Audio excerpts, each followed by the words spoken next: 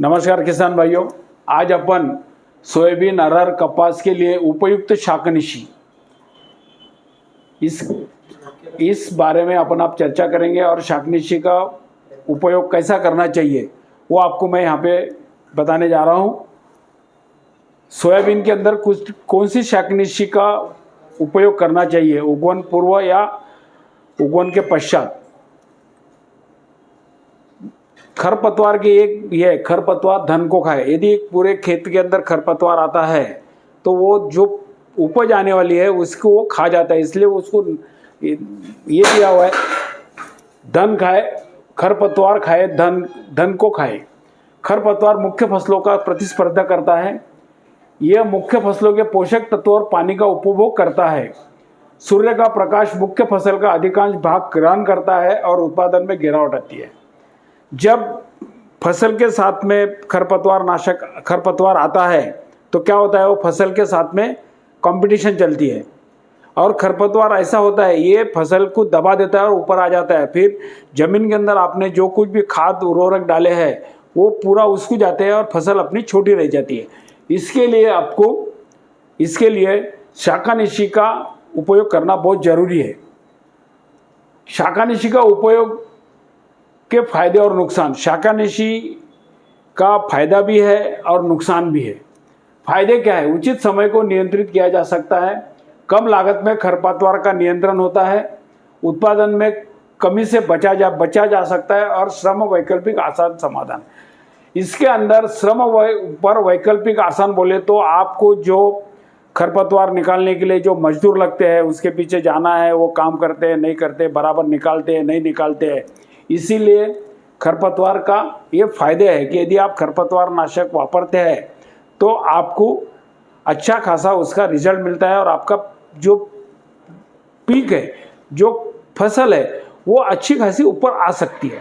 यदि खरपतवार नाशक आया ही नहीं और सिर्फ फसल आपके ऊपर आ रही है तो क्या होगा, फसल अच्छी खासी खड़ी रहेगी और वो आपको उपज के लिए भारी। और नुकसान भी क्या है? खरपतवार नाशक से नुकसान ऐसा है कि मिट्टी में जो सूक्ष्म जीवों की जो संख्या होती है, जो फसल के लिए काम की होती है, उसकी संख्या कम हो जाती है, मिट्टी की उर्वरता कम हो जाती है और मिट्टी कुछ हद तक संकुचित हो जाती है, जिसमें भौतिक गुण बदल जाते हैं। ये ज़्यादा खरपतवार नाशक वापरने से ये चीज़ें होती है। और कौन सा खरपतवार नाशक कौन से फसल के लिए वापरना ये बहुत जरूरी है। आजकल क्या हो रहा है, एक खरपतवार नाशक ऐसा है काश्तकार लेते हैं और उसी को उसका ही वापर करते हैं, उसके वजह से ये बहुत सारा नुकसान काश्तकारों को, किसान भाइयों को सहना पड़ रहा है। अब ये शाकनिशी जो है, अंकुरन पूर्व शाकनिशी और अंकुरन के बाद शाकनिशी के बीच अंतर क्या है? अंकुरन के पूर्व जो शाकनिशी है और अंकुरन के बाद के शाकनिशी। अंकुरन पूर्व शाकनिशी जो है बुआई के 72 घंटे या 3 दिन के अंदर उसको मारना जरूरी है। ये फसलों को प्रभावित नहीं होती है। सही समय में इसका छिड़काव करें। मिट्टी में कोई भी शाकनिशी आप वापरोगे तो मिट्टी में नमी होना बहुत जरूरी है और इन्हें जल्दी रोकने से फसल के साथ में प्रतिस्पर्धा नहीं होती है।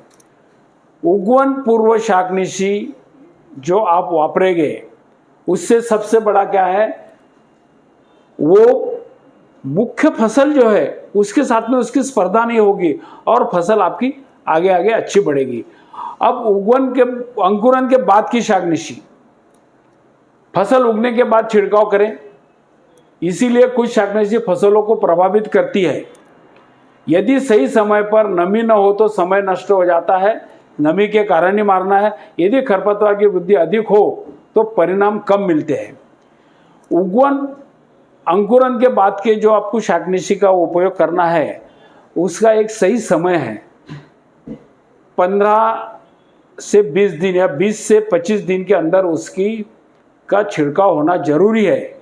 यदि आप खरपतवार आपका बड़ा हो गया और आप मारते हो तो वो खरपतवार भी कम जलेगा, कम होगा और फसल को भी उसका नुकसान पहुंचाएगा। पर उसी के सही समय जो है वो अंकुरन पूर्व शाकनिशी ये सबसे अच्छा आपको सोयाबीन के अंदर वापरने के लिए बढ़िया सा अच्छा है। तो अब शाकनिशी का कोई परिणाम क्यों नहीं मिलता? उपयोग करते समय सावधान रहे। परिणाम क्यों नहीं मिलता है? पेट्रोल पंप का उपयोग के कारण उसका परिणाम नहीं आता है, प्रति एकड़ कमी पानी के कारण उसका उपयोग नहीं आता है, गंदे पानी का उपयोग करेंगे तो उसका रिजल्ट नहीं मिलना है, स्प्रे नोजल का उपयोग यदि अच्छा करते हैं उसका उपयोग नहीं मिलेगा, नमी के कमी के कारण उसके रिजल्ट नहीं मिलते हैं। एक साधारण चार्जिंग पंप का उपयोग किया जाना चाहिए। शाकनिशी का यदि आपको उपयोग करना है तो चार्जिंग का पंप वापरना है। कम से कम 150 लीटर पानी या 200 लीटर पानी, साफ सुथरा स्वच्छ पानी चाहिए, गंदा पानी नहीं चाहिए। कट नोजल, शाकनिशी के लिए जो कट नोजल आता है उसको WFN नोजल बोलते हैं। उसका स्प्रे ऐसा होता है, ऐसा नहीं होता है, उसका आप उपयोग करिए और आपको नमी अच्छी होना चाहिए जब उसका छिड़काव करें। अब सोयाबीन के लिए उगवन पूर्व प्री इमर्जेंस शाकनिशी कौन सी है? प्री इमर्जेंस बोले तो खरपतवार उगने के पहले ही उसको मारना चाहिए, इसको प्री इमर्जेंस शाकनिशी बोलते हैं। पेंडामेथालिन 700 मिली, उसके अंदर बूस्टर का जिल्लार है, ये आपको यहाँ पे जिल्लार का बॉटल बताया गया कैसा मिलेगा। टाटा पनीडा है और स्टॉम्प एक्स्ट्रा है। ये तीनों प्री इमरजेंसी विडिसाइड है। और बाद में जो है वो डाइक्लोसुलाम 12.4 ग्राम पर एकड़ अमोनी नाम से आपको मिलेगा और एक और दूसरे कंपनी का जो स्ट्रांग आर्म मिलेगा।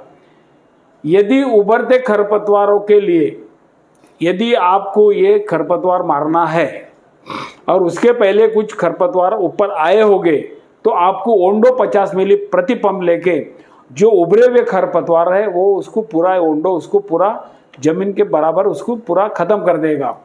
और आधा एकड़ में यदि अरहर है, यदि आप सोयाबीन के अंदर यदि अरहर लगाई हुई है तो इसका जो प्रयोग है वो आधा एकड़ में करना चाहिए।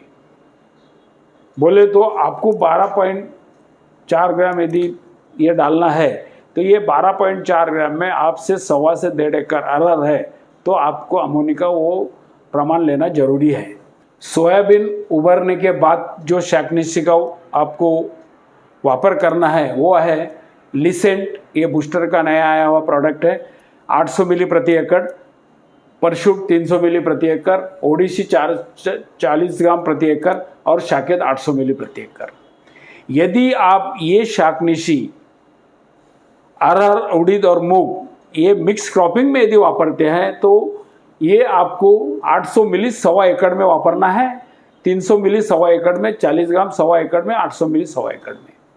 आप बूस्टर का लिसेंट आपको बाजार में उपलब्ध हो गया है, आप लिसेंट का वापर करिए, आपको अच्छा खासा इसके बाद में ये जो कुछ शाकनिशी नीचे बताई गई है, क्लोबेन, फ्लूजिफ्लेक्स, एरीज, अरहर मिश्रित फसलों में इसका उपयोग ना कीजिए। अब जो उभरने के पहले जो आपको पहले शाकनिशी अमोनी मैंने बताया है, अब ये अमोनी प्रयुक्त क्षेत्र है। बोले तो अमोनी मारने के बाद में आपको कैसा दिख रहा है और वो पहले जो है जहां पे नहीं मारा हुआ है वो क्षेत्र वैसा है। ये उभरने के पहले 72 घंटे के अंदर या 3 दिन के बाद पहले मारा हुआ है और उसको नहीं मारा हुआ है, तो इतना बड़ा फर्क आपको दिखाई देने पड़ रहा है। इतना बड़ा फर्क जो है अमोनी मारने के बाद कैसा दिखता है और नहीं मारने के बाद फसल कैसे दिखती है। इसलिए आप अमोनी 12.4 ग्राम प्रति एकड़ का 150 से 200 लीटर पानी लेके आप 72 घंटे के अंदर या 3 दिन के पहले उसको मार दीजिए। आपका फसल जो है वो आपके जो फसल जो है ये आपको कोई भी वहाँ पे खरपतवार दिखाई नहीं पड़ेगा। अब छिड़काव का वीडियो है, ये वीडियो नहीं प्लस है, ये छिड़काव के वीडियो आपको बताया जा रहा है कि ये इसको फ्लैट जेट नोजल लगाया गया है। अब ये देखो कैसा मारे जा रहा है, ये दोनों इसमें करता हूँ, ये देखो, ये देखिए, ये वो देखो नोजल कैसा लगाया है और वो आदमी कैसा उसको, ये क्यों बता दे रहे हैं आपको, क्यों बताया जा रहा है ये बताने का कारण एक ही है कि छिड़काव सही ढंग से होना चाहिए, और छिड़काव करते समय आपको वो खरपतवार नाशक जहाँ मार रहा है वो गली में नहीं आके ये आप उसके ऊपर उसके चलते आना चाहिए। तो खरपतवार नाशक का छिड़काव इस प्रकार करिए और सामने उसको फ्लैट जेट नोजल लगाना चालू करिए बंद। अभी आपको मैंने सोयाबीन और अरहर के अंदर जो शाकनीशी मारी जाती है उसके बारे में आपको बताया है। उसके अंदर आपको अमोनी का वापर करना है 12.4 ग्राम, और उभरने के बाद में आपको लिसेंट का वापर करना है 800 मिली प्रति एकड़। और उभरने के पहले, तन उभरने के पहले या तुम्हारा फसल उभरने के पहले स्ट्रांग आर्म आपके पास में अमोनी है, झिल्लार है, इसका यूज़ कर सकते हैं। अब कपास के अंदर, कपास के उभरने से पहले या उभरने के बाद की शाकनीशी कौन सी है, ये हेक करके बूस्टर का अच्छा सा खासा प्रोडक्ट है। 300 मिली प्रति एकड़ आपको वापरना है। हेक नहीं मिला तो हीट वीट लीजिए।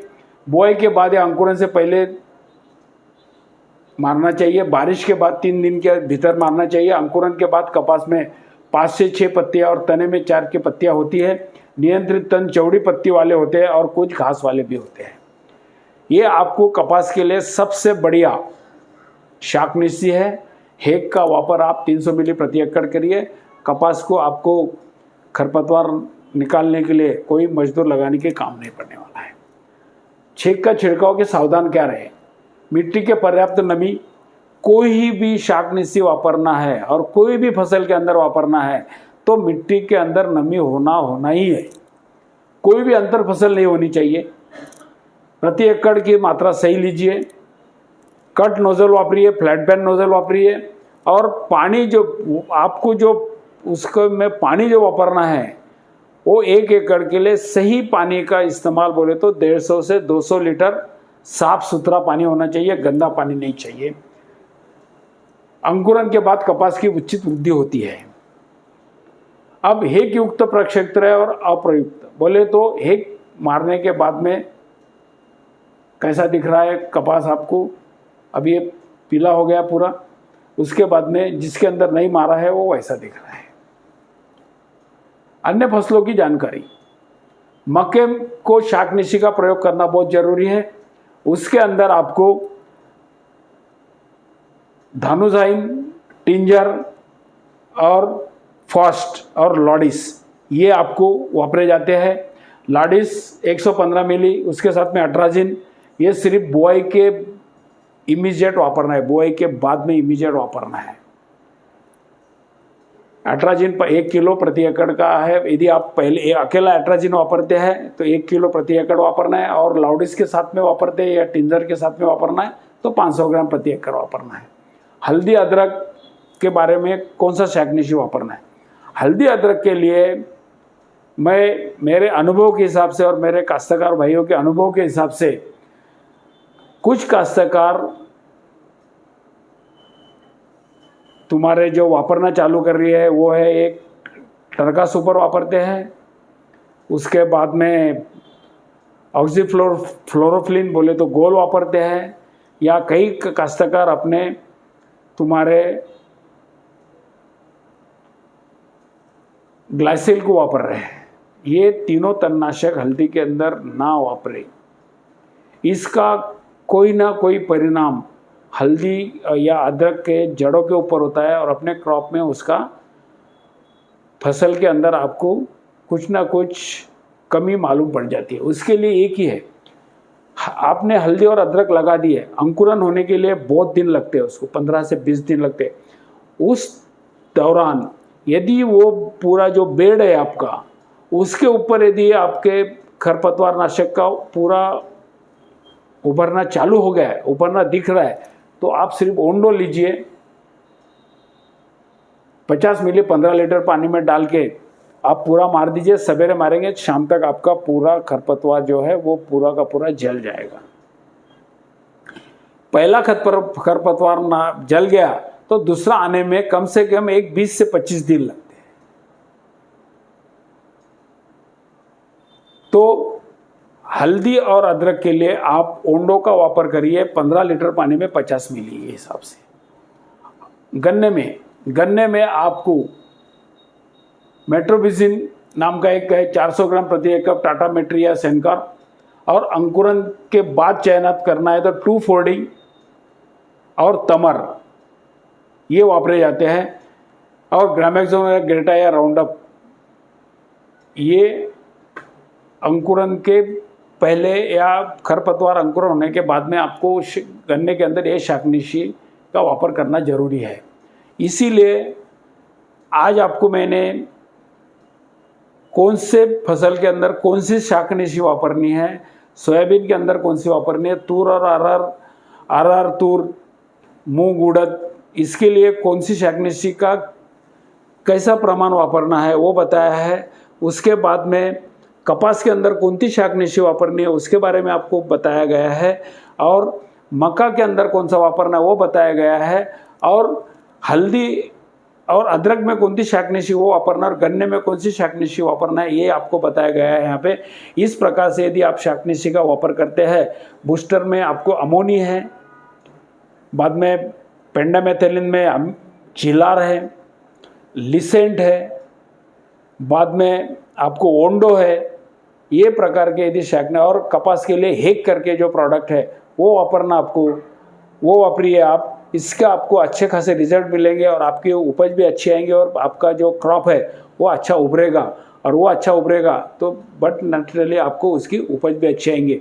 और यदि आपको इसके बारे में कुछ भी सहायता चाहिए तो हमारा 88-88-16 78-88 ये नंबर के आप हमें सहायता मांगिए। आप जो कुछ भी चीज़ हमको सहायता मांगते हैं उसका पूरा ये देने के लिए हम तैयार बैठी है। नमस्ते।